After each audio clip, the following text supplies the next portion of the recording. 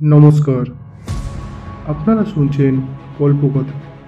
গল্প শুনতে যদি আপনাদের ভালো লাগে এই চ্যানেলটিকে লাইক, সাবস্ক্রাইব অ্যান্ড শেয়ার অবশ্যই করে দেবেন। শুরু হচ্ছে আজকের গল্প, অন্ধকারে একদল গোয়েন্দা। নিশিতার ঘরের দরজাটা ভিতর থেকে লাগানো, এর কারণ রহস্যজনক। নিশিতা আগে কোনোদিন এই কাজটা করেনি, তাছাড়াও কোনোদিন দেরি করে ঘুম থেকে জাগে না, এটা ওর অভ্যাসের মধ্যে নেই। অথচ আজ 10টার পর ওর কোনো সাড়া শব্দ নেই। ঘটনা কি? নিশিতার মা নিরুপমা মনে মনে ভাবছিলেন। নিশিতার বাবা সাইফুল হক সকালেই অফিসে চলে গেছেন, ওর ছোট ভাই নিয়াজ চলে যায় স্কুলে। নিশিতার মা ঘরদোর গোছানোর কাজে ব্যস্ত। হঠাৎ তিনি নিশিতাকে ডাকেন, আবার কাজের মধ্যে ঢুকে পড়েন। এই করে সময় রয়েছে অনেক। এসব কাজের ফাঁকে তিনি নিশিতার জন্য নাস্তা তৈরি করে টেবিলে রাখেন। আজ নিশ্চয়ই ঘুম থেকে জেগে ও নাস্তার জন্য টেবিলে হুমড়ি খেয়ে পড়বে, কিন্তু মেয়েটা এখনো জাগছে না কেন? নিজের অজান্তেই এইরকম একটা প্রশ্ন নিরুপমার মনের মধ্যে ঘুরপাক খায়। নিশিতার সহপাঠী নাইলা একবার ওকে খুঁজে গেছে। ও তখনও ঘুম থেকে জাগেনি, স্কুলে যাওয়ার তাড়াটা নেই, পড়াশোনা খুব একটা চাপ নেই, তাই তো হয়তো বেশি বেশি ঘুমাচ্ছে। নাইলার ভাবনাটাও এইরকম। নাইলা আবার এসছে, নিশিতার জন্য ও বসে আছে। নিরুপমা কয়েকবার নিশিতার ঘরের দরজা ধাক্কাধাক্কি করে আবার ফিরে আসে, আবার ছুটে যান মেয়ের কক্ষের কাছে। তার মনের মধ্যে খটকা লাগে, মেয়েটা এখনো উঠছে না কেন? চিন্তায় পড়ে যান তিনি নাইলার কাছে এসে বলেন, দেখ তো মা, মেয়েটা এখনো উঠছে না কেন? ও তো এত দেরি করে না, তাছাড়া দেরি করে ঘুমিয়েছে বলে মনেও হয় না। নাইলা নিশিতার কক্ষের দিকে যেতে যেতে বলে, জি খালা, আমি দেখছি। তারপর নাইলা অনেকক্ষণ ধরে দরজার কড়া নাড়ে, দরজা ধাক্কাধাক্কি করে, কিন্তু কোনো সাড়া নেই নিশিতার। ওর মনের মধ্যে সন্দেহের দানা বাঁধে, তাহলে কি নিশিতার কিছু হয়েছে? কোনো অঘটন ঘটেনি তো? ও নিশিতার মাকে বলে, খালা, ব্যাপারটা আমার কাছে ভালো মনে হচ্ছে না, আপনি দরজা ভাঙার ব্যবস্থা করেন। নাইলার মুখের এই কথা শোনার পর নিরুপমার বুকের মধ্যে ধক করে ওঠে। নাইলা বলার পর তার যেন চেতনা ফিরে আসে। তিনি নিশিতার বাবাকে ফোন করে জরুরি বাসায় আসতে বলেন। তারপরে অন্যান্য ফ্ল্যাটের লোকজনকে ডেকে পুরো ঘটনাটা খুলে বলেন। তারপর বুঝতে পারছে না এই পরিস্থিতি কী করা উচিত। তারা একজন একই কথা বলেন। পরে নিরুপমাই তাদের দরজা ভাঙার জন্য অনুরোধ করে। পাশের বাসায় একরাম এল শাবল নিয়ে দরজার ফাঁকে জোরে চাপ দেওয়ার সঙ্গে সঙ্গে সিটকিনি ছিঁড়ে এলো। দরজা খোলার সঙ্গে সঙ্গে নিরুপমা দৌড়ে গেলেন নিশিতার ঘরে। তার সঙ্গে অন্যরাও ঢুকলেন। নিশিতা ওর বিছানায় উপুর হয়ে শুয়ে আছে, মনে হয় মেয়েটা ঘুমিয়ে আছে। আসলে যে চিরদিনের জন্য মেয়েটি চলে গেছে তা বোঝার কোনো উপায় নেই। ওকে ধরে নিরুপমা টের পেলেন তার আদরের মেয়েটা আর নেই। তিনি ওকে চাপটে ধরে চিৎকার করে উঠলেন, ও আমার আল্লাহ গো, আমার মেয়েটা নেই গো, আমার মেয়েটার কি হলো? এই খেয়ানত কে করলো? আমার এই রত্না আমি কোথায় পাবো? অঝরে কাঁদতে থাকুন নিরুপমা। নিশিতের মা নিরুপমায় কান্নায় আকাশ বাতাস ভারী হয়, চোখের পানি ফেললেন। আশেপাশের মানুষ, পাড়া প্রতিবেশী, সবার এক প্রশ্ন, নিশিতা এভাবে কেন চলে গেল? ওর চলে যাওয়াটা অস্বাভাবিক ঘটনা, এটা হতে পারে না, এটা কিছুতেই হতে পারে না।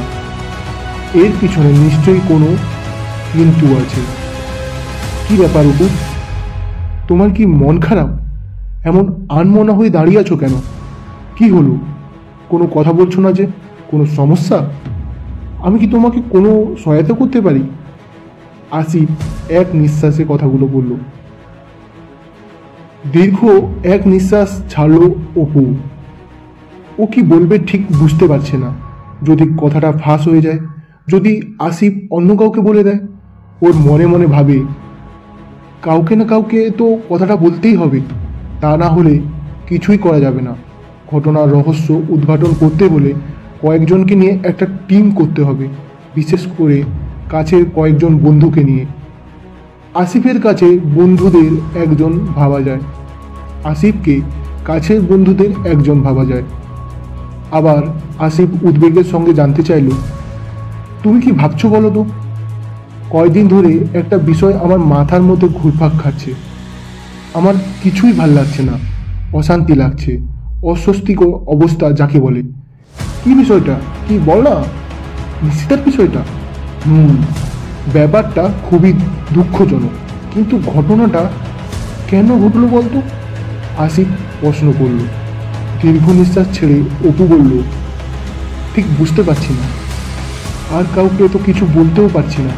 এত বড় একটা ঘটনা ঘটলো, অথচ পুলিশ যে নীরব দর্শক, কোনো কুল কিনারাই খুঁজে পাচ্ছে না।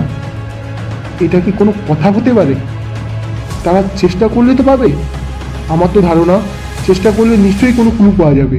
আমি বলি কি, নিশিতার মৃত্যুর রহস্য উদ্ঘাটনের জন্য আমরা কোনো উদ্যোগ নিতে পারি। দেখ, ও কিন্তু আমার, নাদিম, দীপু আর নাইলার খুব ঘনিষ্ঠ বন্ধু ছিল, অপু বলল। সঙ্গে সঙ্গে ওর কথায় সাই দিল আসি। ও বলল, নিশিতার জন্য কিছু করতে পারলে আমি খুবই খুশি হব, কিন্তু কাজটা এত সহজ ব্যাপার না। অপু মাথা নাড়ে বলল, সহজ না, কিন্তু কিন্তু চেষ্টা তো করতে পারি। পারি, কিন্তু কাজটা কিভাবে করবে? কোনো কিছু ভেবেছ? প্রস্তাবটি অপুর মাথায় ছিল। আসিফ প্রশ্ন করার সঙ্গে সঙ্গে অপু বলল, আমার 5টা বন্ধু মিলে একটা গোয়েন্দা দল গঠন করতে পারি। রাতের আঁধারে আমরা বেরিয়ে যেতে পারি গোয়েন্দা কাজে। ধরো গোয়েন্দার দল গঠন করে ফেলেছি। অপু বলল, না, ওসব ধরলে হবে না, দল গঠন করে তারপর কথা বল। তুমি আর আমি যে প্রস্তাব দেব, নাদিম, দীপু এবং নাইলা তাই গ্রহণ করবে। কিন্তু গোয়েন্দার জন্য যে ধরনের প্রশিক্ষণ দরকার তা কে দেবে? এক্ষেত্রে সরকারি আইন শৃঙ্খলা রক্ষাকারী বাহিনীর সহযোগিতা দরকার। এই সহযোগিতা আমরা কিভাবে পাবো? আমার বাবার এক ঘনিষ্ঠ বন্ধু পুলিশ বিভাগের বট কর্মকর্তা, আমরা তার সহযোগিতা নিতে পারি। তিনি কি রাজি হবেন? তাছাড়া প্রথমেই তো তোমার বাবা আপত্তি করবে। তিনি বলবেন, পড়াশোনা রেখে এসব করার কোনো দরকার নেই। তখন কি হবে? সে দায়িত্ব আমার। এ নিয়ে তোমাকে ভাবতে হবে না। তাহলে তো বিষয়টা নিয়ে তোমার বাবার সঙ্গে আলাপ করতে হবে। তিনি রাজি হলেই তো আর কোনো কথা নেই। আমরা শুরু করতে পারি। যদি তাকে আমরা বোঝাতে পারি, তাহলে নিশ্চয়ই সহযোগিতা করবেন। আর বেশিরভাগ সময় তো আমরা রাতেই গোয়েন্দাগিরি করব। বাসার কেউ যাতে ট্রেন না পায়, সেটা মনে হয় সম্ভব হবে না। কারণ তুমি যদি প্রশিক্ষণ দিতে চাও, তাহলে তো ঢাকার বাইরে যেতেই হবে। কেন? ঢাকায়ও প্রশিক্ষণ নেওয়া সম্ভব। তাহলে বরং তোমার বাবার সঙ্গে কথা বলি, তার অনুমতি পেলে আর কোনো চিন্তা নেই। তিনি আমাদের সবার গার্ডিয়ানকে বোঝাতে পারবেন। কিন্তু কি তাকে বলবে? তুমি কি তাকে বলবে? তুমি কি তাকে বলতে পারবে?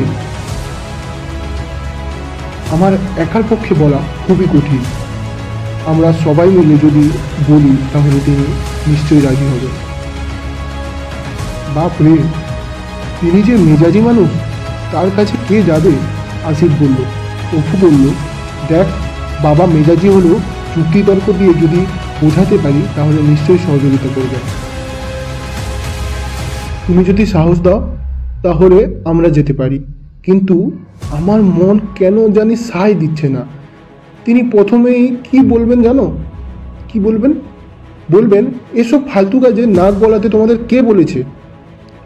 এসব করতে গিয়ে শেষে নিজেরাই ফাঁদে পড়বে। এসব রেখে পড়াশোনায় মন দাও। তোমার কথাটা উড়িয়ে দেওয়ার মতো না। এখন উপায় কি সেটা বলো। উপায়? আচ্ছা দেখি না কয়েকটা দিন ভেবে। উপায় একটা কিছু বার হবেই। আমার মনে হয় বিষয়টা নিয়ে নাদিম, দীপু আর নাইলার সঙ্গে কথা বলা যায়। আজ বিকেলেই ওদের খবর দাও। আমার বাসায় বিকেলে মা বাবা থাকবেন না। তুমি ওদের নিয়ে আমার বাসায় এসো, বসে আলোচনা করে ঠিক করব। ওদের কাছ থেকে ভালো কোনো পরামর্শ পাওয়া যেতে পারে। আমি বিকেলেই ওদের নিয়ে আসছি। তুমি নিজেও চিন্তা করো, একটা কিছু করতে হবে। নিশিতার এই অকালে ঝরে যাওয়া।